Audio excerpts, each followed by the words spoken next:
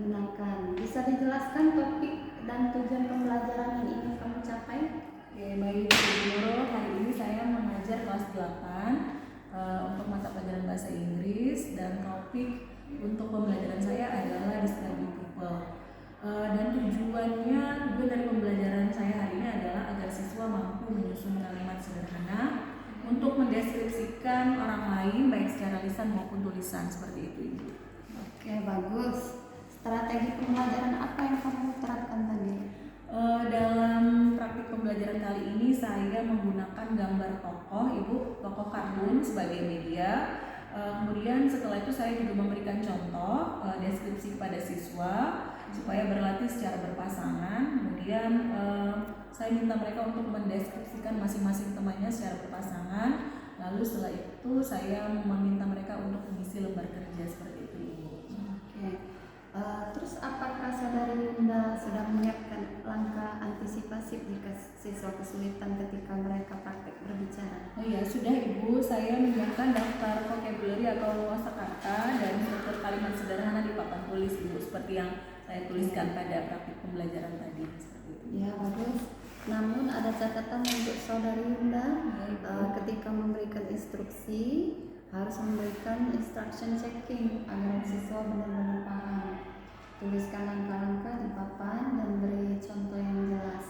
Jangan lupa perhatian alokasi waktu. Perhatikan ya alokasi waktu. Apakah sudah kamu bagi, saudari Linda? Iya Ibu, untuk alokasi waktu sudah saya bagi Ibu. Jadi ada pembukaan selama 5 menit, kemudian kegiatan inti 20 menit, setelah itu penutup dan refleksi 5 menit, seperti itu Ibu. Oke, selanjutnya silakan mendengarkan masukan dari guru kamu. Terima kasih Bu Nurul. Perencanaan ini sudah baik. Untuk saudari Linda, perlu diingat bahwa siswa SMP itu membutuhkan instruksi yang eksplisit, menggunakan bahasa yang sederhana dan memberikan contoh secara langsung. Baik Ibu. Siap Ibu, nanti saya akan memastikan juga untuk memberikan instruksi nanti kepada siswa secara perlahan kemudian jelas, seperti itu Ibu. Bagus, jangan ragu menggunakan solding seperti tabel kosakata atau frasa. Itu sangat membantu siswa untuk menemukan rasa percaya diri mereka dalam berbicara. Oh iya, baik Ibu, nanti saya juga sudah menyiapkan lembar bantu Ibu. Ini lembar bantu yang sudah saya siapkan, nanti akan saya bagikan juga ke siswa, seperti itu Ibu. Ya, satu hal lagi, Ibu, ekspresikan materi dan gestur yang baik, suara yang bervariasi sehingga menarik perhatian siswa. Semangat ya. Oke, baik, terima kasih Bu untuk sarannya. Akan saya terapkan nanti untuk praktek pembelajaran selanjutnya Ibu. Saudara Linda, saya ingin memberikan satu masukan pada sesi pembelajaran. Kamu sudah membangun suasana kelas yang positif dan siswa terlihat sudah nyaman pada belajar. Namun saya lihat ada beberapa siswa yang kelihatannya masih bingung dalam membuat dialog. Bukan deskripsi, memastikan instruksi harus jelas sehingga kalau tidak jelas ditulis di papan tulis sehingga mereka bisa melihat contoh dengan konkret. Oke. Oh ya, baik Bu, saya memang belum menuliskan Ibu langkah-langkahnya tadi di papan tulis, tapi untuk praktik pembelajaran selanjutnya nanti saya akan pastikan bahwa instruksi yang saya berikan untuk siswa akan ditulis di papan tulis dan lalu disertakan juga dengan contoh-contoh konkret, seperti itu. Terima kasih masukannya Bu. Gunakan teknik pengecekan pemahaman seperti bertanya ulang. Itu sangat membantu siswa, dan mendampingi siswa dalam kelompok itu harus pada tempat yang strategis sehingga kita dapat mengawasi seluruh kelas atau semua kelompok yang ada di kelas itu. Oke, baik, siap Ibu. Nanti akan saya perbaiki pada sesi berikutnya Ibu, seperti itu. Dan saat mendampingi siswa, berdirilah pas di tengah sehingga siswa mudah kita amati secara keseluruhan. Baik Ibu, nanti akan saya praktekkan. Terima kasih masukannya Ibu. Karena memang untuk pengelompokan siswa sendiri itu agak memakan waktu juga Ibu. Jadi nanti tetap akan saya lakukan sesuai instruksi Ibu seperti itu.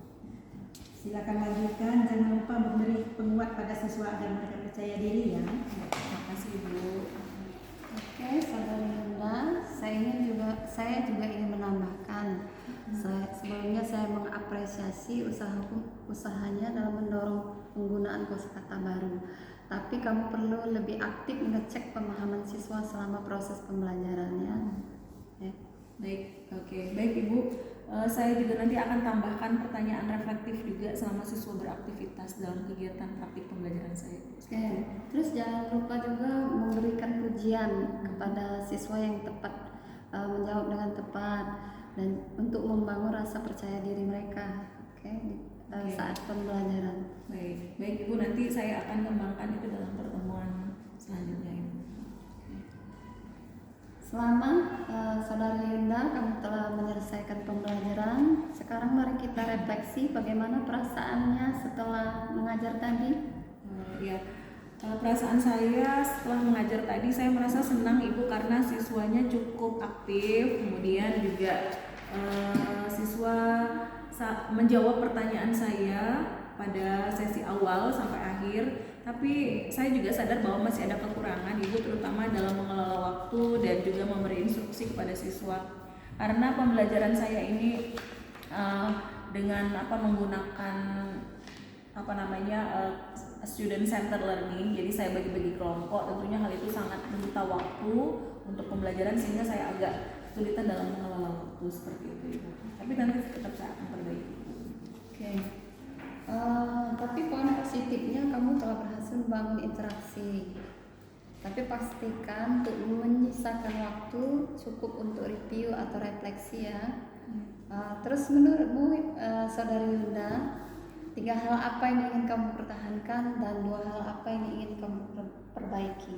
Oke, baik Ibu, untuk hal yang ingin saya pertahankan dalam praktik pembelajaran saya ada 3. Yang pertama adalah suasana kelas yang positif Ibu. Jadi saya akan membangun suasana kelas yang positif supaya siswa dapat belajar juga dengan baik di dalam kelas. Kemudian juga yang kedua adalah pelaksanaan pembelajaran menggunakan pembelajaran mendalam atau deep learning dengan menggunakan student center learning. Jadi saya akan buat mereka menjadi beberapa kelompok atau berpasangan sehingga mereka akan lebih aktif dalam belajar. Yang ketiga adalah penggunaan media visual. Jadi penggunaan media ini tentunya juga sangat penting di dalam praktik pembelajaran saya. Jadi selain ada buku atau media-media lain juga ada media visual seperti itu. Yang ingin saya perbaiki ada 2 hal Ibu. Yang pertama adalah kejelasan instruksi seperti yang disampaikan Guru Pamong, bahwa instruksi harus saya tuliskan dengan jelas di papan tulis. Kemudian saya jelaskan lagi kepada siswa. Dan yang kedua adalah manajemen waktu, karena tadi berkelompok jadi menyita waktu, jadi saya harus memanage waktu dengan baik Ibu, seperti itu. Oke. Tapi nanti jangan lupa ya untuk menulis refleksinya tertulis, dan jangan lupa juga revisi RPP-nya. Selanjutnya saya serahkan kepada Guru Pamong untuk menambahkan. Terima kasih. Saya ingin mengapresiasi kemajuanmu, responmu, fleksibilitasmu selama di kelas menunjukkan potensi yang sangat bagus dan menjadi guru profesional. Oke, baik, terima kasih Ibu. Saya merasa belajar banyak sekali hari ini dari Bu Sunasia dan Bu Nurul.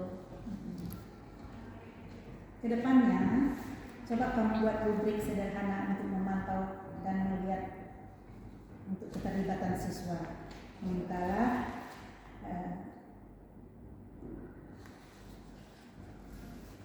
Rubrik tadi Bu ya, rubrik sederhana, baik rubrik sederhana Dan rubrik sederhana untuk memantau keterampilan siswa. Misalnya berbicara mereka minta mereka menulis dan baik. Oke. Ya Ibu, nanti saya hubungkan juga nanti rubriknya juga dengan keterampilan speaking dan writing siswanya Ibu secara langsung. Seperti itu Ibu. Ya. Terima kasih Ibu atas bimbingan dan masukannya. ya sama-sama. Terima kasih Bu Nurul dan juga Bu Sunasia. Terima kasih. Bimbingan saya akan terapkan untuk pembelajaran selanjutnya seperti itu.